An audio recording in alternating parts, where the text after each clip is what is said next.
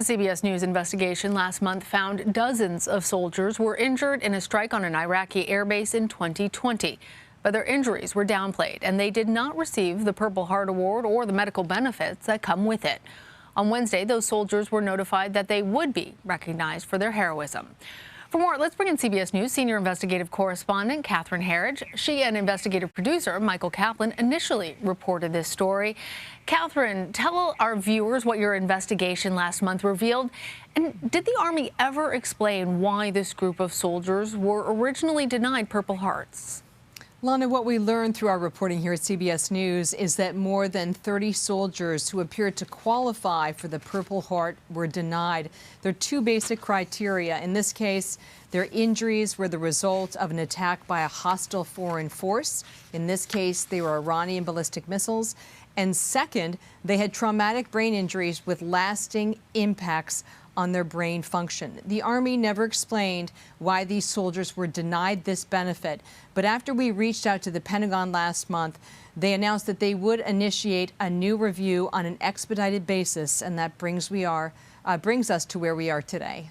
Well, we remember President Trump at the time saying that in response to questions about casualties, that there were some headaches among U.S. service members.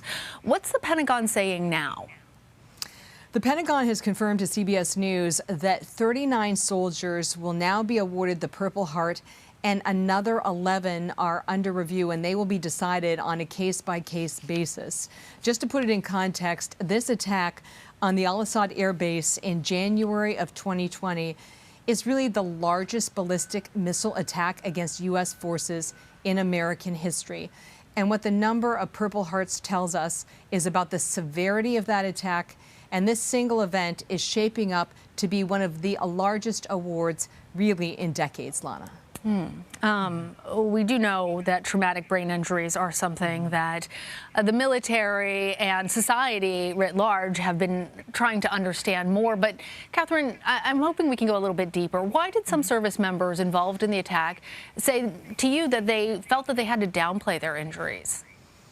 One of the things I felt I learned through our reporting at the investigative unit is that we were probably a lot closer to an escalation, even war with Iran, after the U.S. killed General Soleimani in early 2020. The soldiers told us that if anyone had been killed at their base, they felt there would have been a lot of pressure for the U.S. military to respond and further escalate the situation in the Middle East.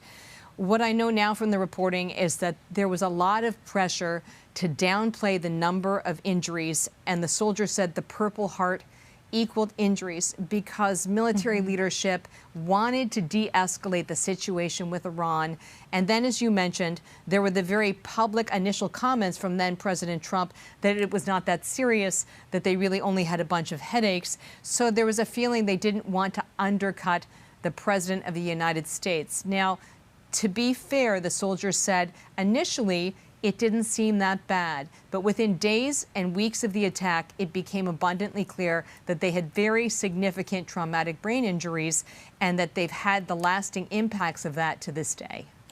And Catherine, in your conversations with soldiers, there was one part of your reporting that really stuck out to me. One told you that the Purple Heart Award is, quote, not something you ever want to earn. But he said it's something tangible that his son can see to help him understand why Daddy has changed. Tell us, what have some of these Purple Heart recipients been coping with after the attack? Some of them have such acute hearing loss that they wear hearing aids on a 24-hour basis. They have visual tracking problems because of basically their brains, Lana, have been scrambled. They have balance problems. In many cases, they cannot do the jobs that were highly trained within the military. And I just want to note that you're talking about Michael Pridgeon. Michael Pridgeon said to us that his wife used to say, you used to be so articulate and so together, but all of that had changed with this traumatic brain injury. And he said, it's not something you want to get in your career, but it's something that would help my son, who's about 4 or 5 years old. It would help him to understand why I'm not the father that I used to be. And it really went to the very real suffering of these soldiers. And just as a final point, In this group of 39 awards, there is a posthumous award. Oh, and yeah. we reported on this soldier who, in October, he'd had a traumatic brain injury, he was denied the Purple Heart, and he took his own life. And the soldier said to us, a lot of us are suffering like their friend Jason. So it really underscored to me that on the outside, they may not really look that much different, but on the inside, they're really struggling. They're struggling with a brain they say has short-circuited, and they're struggling with the loss of what they said was their former selves and their ability to really serve this nation in the way that they wish to. And so difficult when that isn't manifest physically. Correct. Catherine, such powerful reporting. Thank you. You're welcome.